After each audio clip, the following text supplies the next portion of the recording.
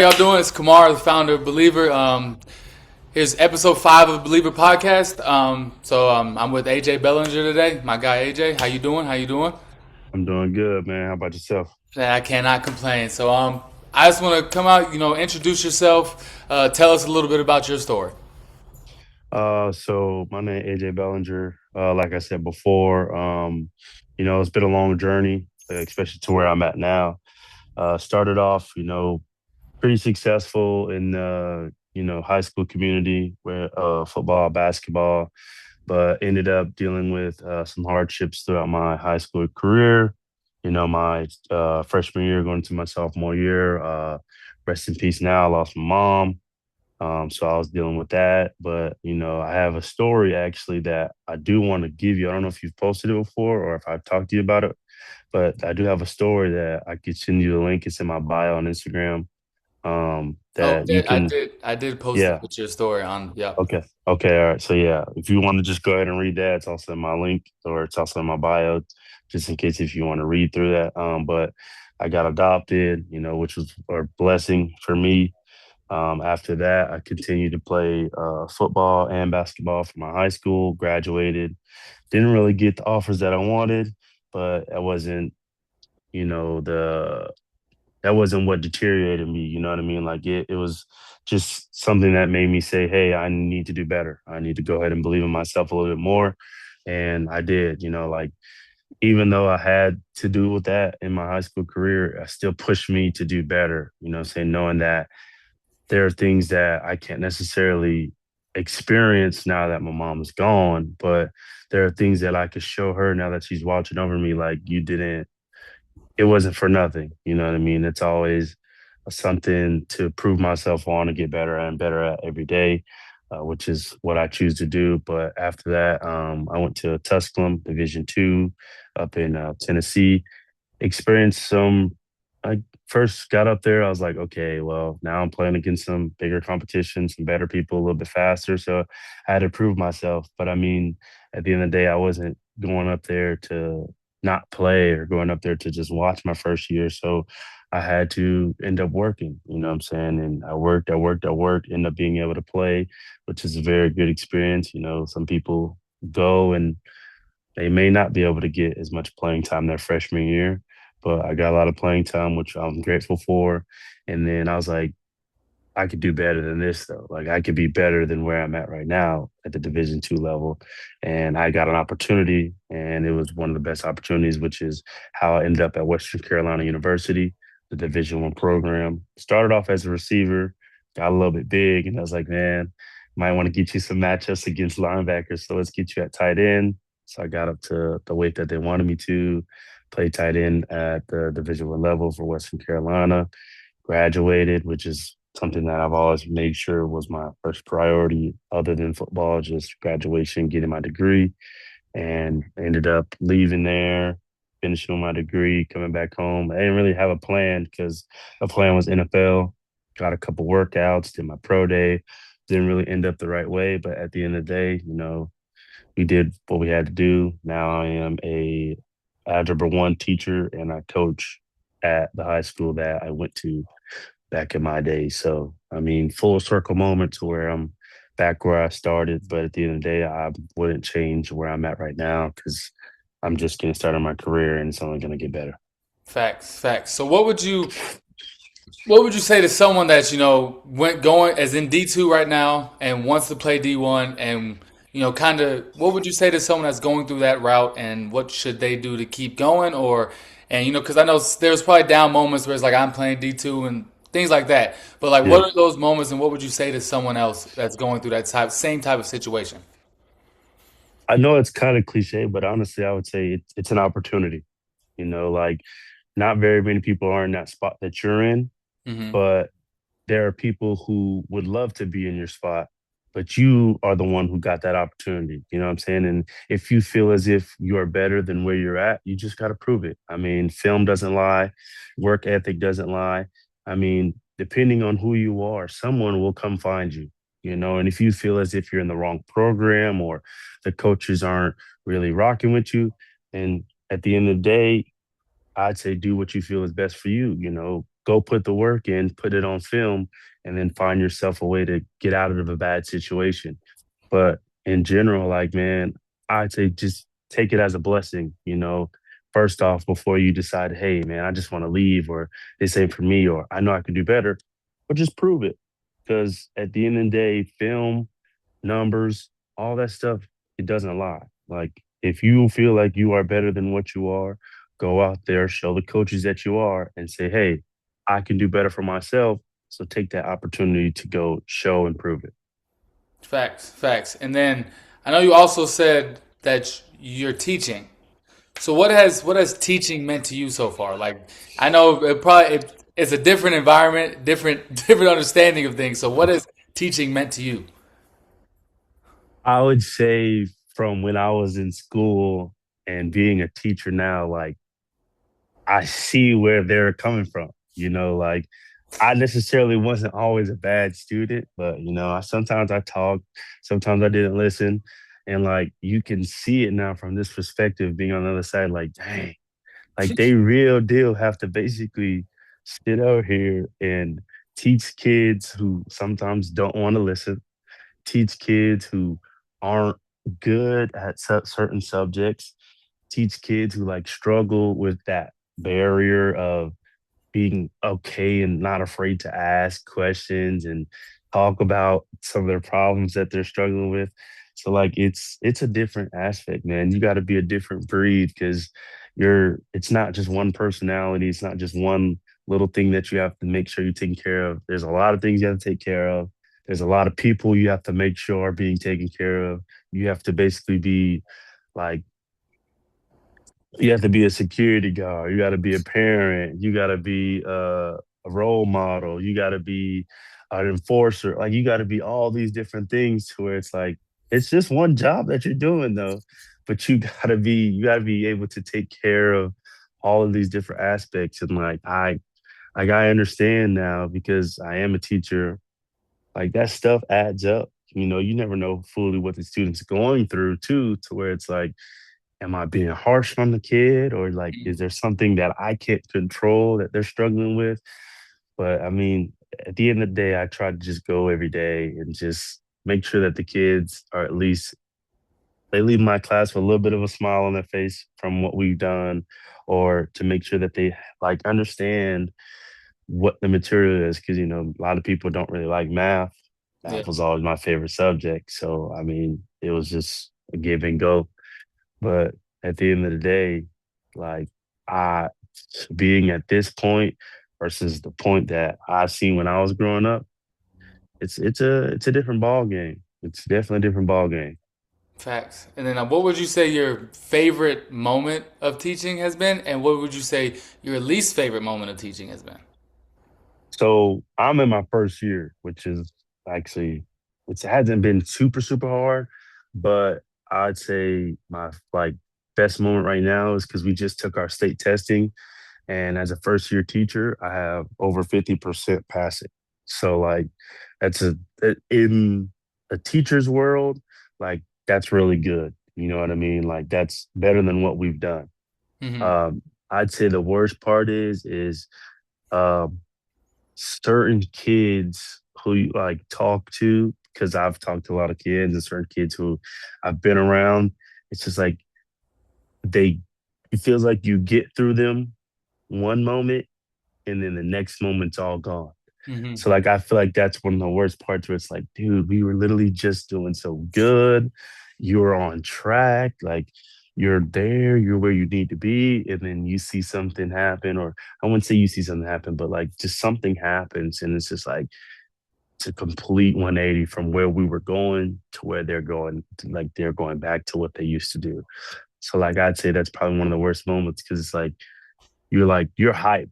You're Yeah. like excited, like, oh my God, they got it, they getting better.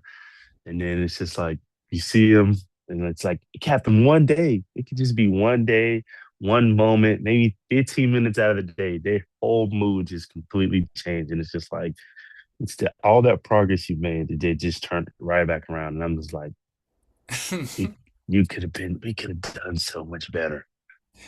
And then off of that, have you ever had a moment in your life where you felt like you might have done? done that? Like how you're feeling as a teacher with the student. Have you ever think you ever did that as a student to the teacher? Of like if it's sports, teaching, anything like that.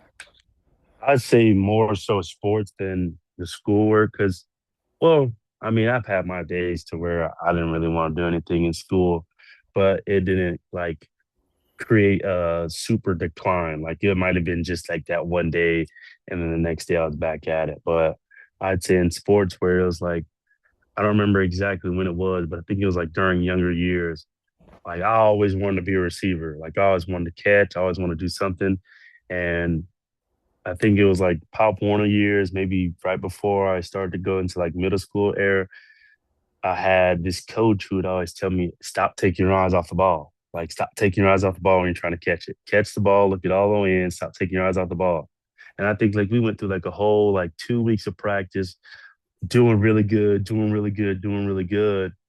And then like that second week, that game, I had like six drops. Hmm. That's just because I would not take my eyes off the ball or not keep my eyes on the ball and look it all the way into the catch. And like after that, it just killed my confidence. Like I was just as like just down, down, down, down. Like the next week I had terrible practices, terrible game. And I don't know what it was. I just couldn't get out of that funk. Like, you know what I mean? Like it really killed my confidence until I would say that next summer. Hmm. So like it was a long time before I really felt like myself again. And it was like, you're way better than you actually are playing. You just gotta listen to the dude who's been coaching you. Yeah. Because I think that's what it is. It's like sometimes we look at our teachers and our coaches as someone who just wants to tell us what to do. Like, oh, you're just older than me or you're bigger than me, so you can tell me what to do. Half the time it's just listening to where it's like you literally gave me everything I needed to be successful. I just chose not to listen to you. But other than that, I mean, realistically, that's only the other time because, yeah, I don't. I feel like once I clicked out of that next summer, it was like just uphill. It was Yeah. just getting better and better every day. Yeah. And then what was Western like for you? Because I know that's where we met, and I just want to know Yeah, what was your experience there, and then like what's living in the mountains like? What was all that like? I say so. First off, going to Western, it was like a buzzkill because I couldn't play. Like before all these little transfer rules or whatnot happened, Hmm. I tried to transfer there and I was ineligible. So I was like, all right, well, that's like it's dumb. But at the end of the day, I went there. I was on scout team. So like honestly, every day I was just like, all right, I know what I'm here to do and I know why I'm here. It's to get better, to make sure I can play with these boys and whatnot. But it was just like it was an experience to where I had to say to myself again, like, look, you're probably not going to be the best guy here. You know what I'm saying? You're probably not going to be the strongest guy here.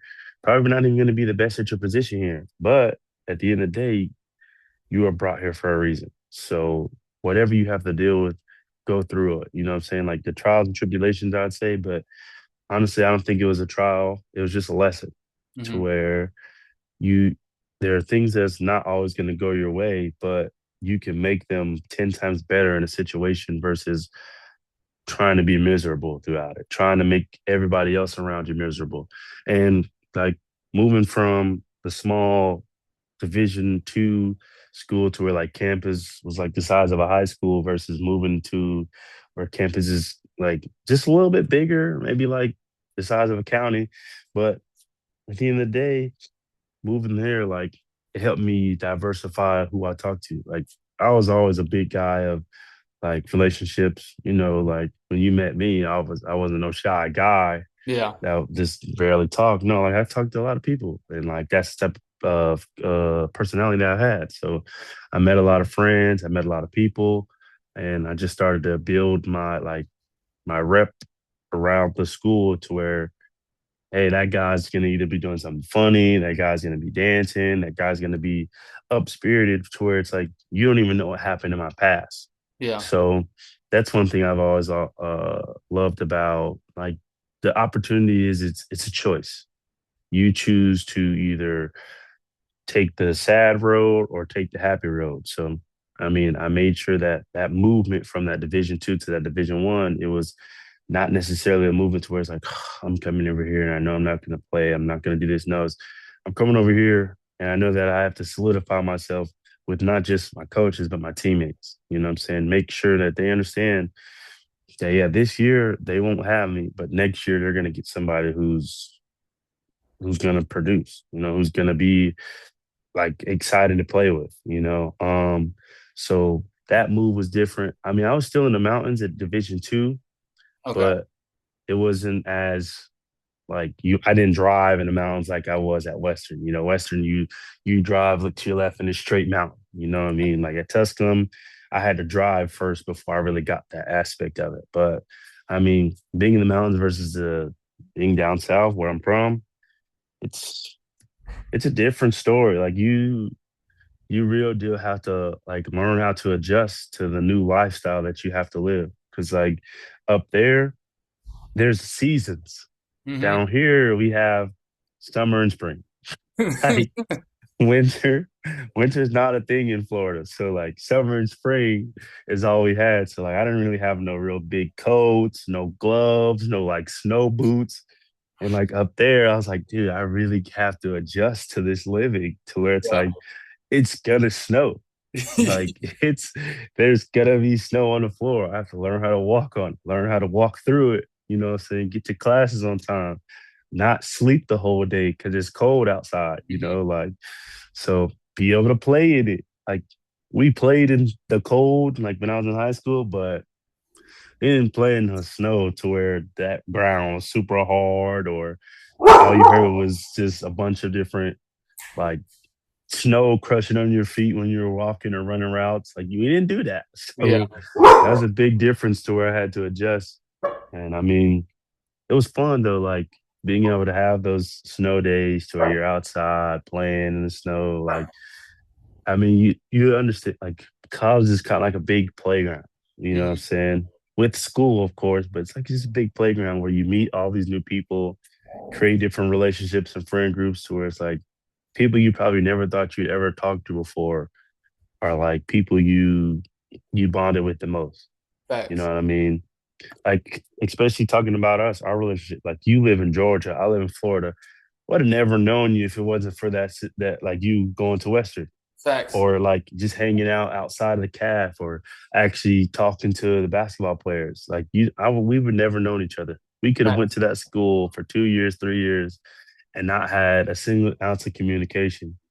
But because of the situations and standpoints that we did have in life, it was like we met Hmm. and like I call you one of my brothers for the rest of my life. You know what I mean? Yeah. And, and that's what's crazy is that meeting and that like type of environment that you get.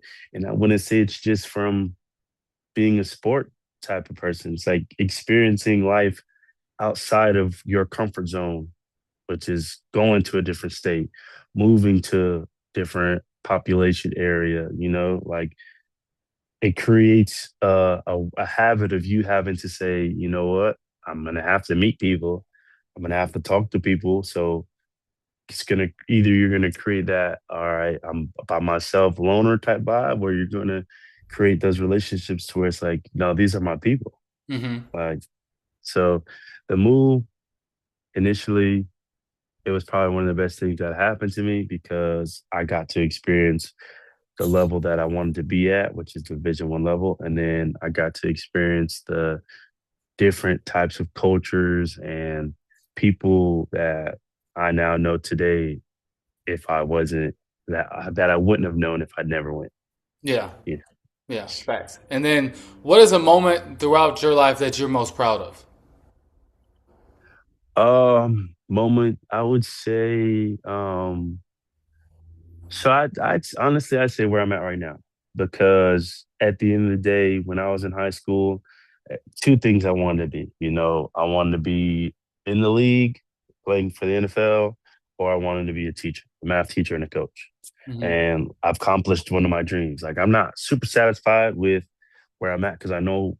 like I just started, so I know I got a lot of room to improve and I get better at this. And I can have those kids who actually enjoy coming to school, enjoy like learning math and enjoy the aspect of, hey, man, my teacher is actually making this a little bit more interesting than me just having to come every day and learn one, two, three, four, five, six. You know what I mean? So I'd say like one of my biggest like accomplishments right now is like getting to where I'm at now because I wanted to do this. This is Yeah. something I've always enjoyed. Like I'd say this from the day that I started. Like the reason why I've always wanted to be a math teacher is because of my freshman year math teacher. Like he created an environment to where I was like, dude, this is fun. This is like something that I don't always want to do, but it like makes me come and enjoy doing. And, it was the route that I chose because I just didn't get the opportunity to play at the next level. And I still get to play basketball. I still get to be outside with my guys playing football, train. Like it's fun because like you get a bunch of these kids who are like, man, you're not that. You don't like that. You're like, you can't play no more. And then you go out there and be like, all right, like I, I didn't do this for no reason, you know what I Yeah. mean? So I'd say it's just fun because I get to meet a lot of people. I get to influence the next kind of generation a little bit, and try to get them to where they're not so much focused on what they see and then actually what they know. Yeah. And it's just like I'd say, like I haven't achieved everything I wanted, but I've achieved. It's one of my biggest achievements because it's where I want it to be back then, and now I'm here. Yeah. And then back, so going back then, what was something you would tell yourself, your younger self? Like if you could go back and you've lived to where you're at now, if you could go back, say 10, 15 years, what is something you would tell your younger self? I think I'd go back and say, don't rush the moments that you have in life. Because, back then, I did have my mom, I did have everything. And like sometimes you just overlook the situations that you're in because you're like, oh, I'll have this time, or I'll be able to do it. This. Like, don't overlook the situations. And that can be also from football, basketball, track, whatever sport you play. Like, that's something that I'll just go back to myself and say, don't overlook the opportunities and the situation that you're in right now. Like, because you never know when something's going to get taken away from you. And you never know when opportunities are going to arise because of the certain situations that you've been in. So I like if that's one thing that I would tell myself, I'd go back and just be like, look, man, I know what you're going to experience. You don't know what you're going to experience, but don't overlook the situations that you're in because grieve is something that you don't really get over. You know what I mean? Like grieving something you don't get over. There, last week, I don't think I would have been able to have this conversation with you, because it was Mother's Day last week. Mhm. And I really wasn't talking to anybody last week. I was just to myself. But like I said, like you never know what opportunities you have until they're gone. So don't overlook anything that you're part of. Yeah. No, So I definitely understand that. I definitely see what you're saying with that. And then, so on a more fun note, I know we like to play Fortnite, so I'm gonna ask you a Fortnite question. What is your favorite dance from Fortnite, and what is your favorite skin from Fortnite? favorite dance. So you actually know what dance it is, but it's hilarious. I don't know why I like it so much, but it's called Back on 74. I don't know why I like it, but it's just they get grooving, and I don't know. It's just tough to me. And I say my favorite skin. Well, I don't know honestly, but a recent skin that I just got that I liked. It's like a F1 racer, Mm-hmm. and like I have it on all the time. Like he's fully equipped in an F1 suit, got the helmet on and everything. And then I mean, I got a gift where I had like the big red boots, like those, Yeah. and they're like my character has those on the game because someone gifted them to me. So I literally have like the whole F1 racer fit is all red with the helmet and then the big red boots on, and I just run around. That's just I don't know why. That's where I get most kills from. I just I just be killing people. Fact. And then between me and you, who's the better Fortnite player? Of course, me. Of course. Of No. course. Yes. You know it because you listen. When we play, you know you steal my kills, Okay. or I'm just saying, or you don't have as many kills as me when the match is over with. We might have to pull the receipts on that. We can pull those. That's not hard. That's not hard to do. And then I know another game you like to play. So Rocket League or Fortnite, which was the better game? I'm playing Rocket League every time. I people are gonna overlook it because they don't understand. Because at first, when you start playing, especially like you did, y'all suck at it. So when you suck at it, you get mad and you're like, "This game sucks." But once you real deal get a feel for how the game plays and like you learn a little bit of mechanics, you'll be like, "All right, this game's actually really fun." So I listen. I done spent so many years on Rocket League. I take Rocket League over Fortnite any day. Okay, okay. And then there's a lot of the questions I had. Is there any dialogue that you wanted to have or anything that you want to talk about? The floor is yours. I mean, I know everybody know like that this is your brand, but like what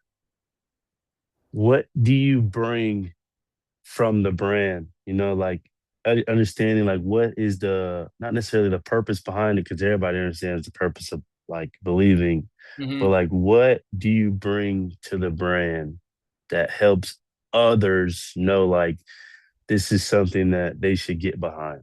Yeah, so I'd say I've been through a lot. I mean, I've been through a lot of injuries, playing basketball, a lot of like mental thing. Like man, like can I keep doing this because of my injuries? Or I've been to therapy. I've not believed in myself through certain parts of things, and I wanted to quit basketball after my freshman year because like no one could figure out what was going on with my foot. So I think the biggest thing that I bring that is one, I've lived through some tough times with me personally and things like that. I've you know not knowing if basketball is going to be able to continue because I don't know if I can even heal. So I've been put through some times that were out of my control, and it's like I'm doing everything I can. All I can do is believe that it's going to be okay. Like I like to this day I still have foot problems and have two herniated discs in my neck and I like everything happens for a reason. It's kind of what I live off of and you always have to believe that you know never how bad things can seem to you are probably not as bad as they seem to other people. And you just have to believe that no matter what, things are going to work out in your favor. And so that's how I always have just gone by things, just always believing that you know this sucks, but it's gonna be okay, and I believe it's going to be okay, and I will do everything I can to make sure I'm okay and make sure that the situation I'm doing everything I can do to rectify it or whatever is going on. And just knowing that talking to people and having a safe space for people to communicate is a good thing. Like therapy is a good thing. Talking to someone about your problems is not a bad thing, and there shouldn't be a stipulation on that it is a bad thing. That it's good to get out whatever you have inside, so you're not holding on to it forever. I know Yeah, this, and this is more so. I want to build this as a safe space for people, who don't feel comfortable talking to their family or to their friends or things like that. But like, see a random person and be like, I'm going through the same thing, and I feel like I can talk to them because they don't know me, I don't know them. There's no judging, there's no nothing. I can learn off of what they went through. So yeah, it's kind of just building a space that's building a safe space. I feel like that's what this is all about, and I feel like I've gone through things where I wish that this was a thing. I wish there was a safe space that I could talk to someone that we might not have the same exact injuries or the same exact situation, but at least I can talk to you about some of the injuries you had and how you got through it and what you did and what made you feel like it's going to be okay. yeah, I feel like some of the biggest things with that. yeah. No, I definitely understand where you're coming from. And I commend you. Like, uh, I mean, I had one person I could talk to when my situation happened, And at the end of the day, like you only have one person you could talk to, and then you have the Lord who you could talk to, which, two of those things, those are the best things to have. But at the end of the day, it's like you still got to continue to believe, like you said. And Mhm. at the end of the day, if you don't, that could be an opportunity for you to take advantage of the things that aren't going to help you get better in life. So Yeah. I definitely understand where you're coming from, and I truly enjoy watching you and your experience and see your brand. Like that's why I was like, one thing about it is if you ever need anything, dog, if I have it, you got it. You know what I mean? Because people don't support people like that anymore, and Thanks. I feel like this is one of the best things that you could be doing is supporting people, especially if they don't know that they have support. You Hmm. know, somebody random is probably your biggest supporter, and the people that you're around might be your biggest haters. You know what I Thanks. mean? So I definitely agree with what you're doing. I appreciate what you're doing. And like I said, dude, if you ever need anything, if I can help, you got it, bud. No, I appreciate you, man. I appreciate you. I appreciate you supporting. I appreciate you always being there. And, every needed person to talk to, always know you can hit me. For surely. Yep, yep. Well, I appreciate you. Appreciate you joining. I appreciate the support always. And that's it for me. That's it for me. You have anything I else? Nah, I got you, man. That's it, man. I'm just glad we could talk, man. Facts, facts. No, I appreciate you, man. Yeah, I got you. All right, man. All right, Brody. I'll catch you. Yes, sir. Yo.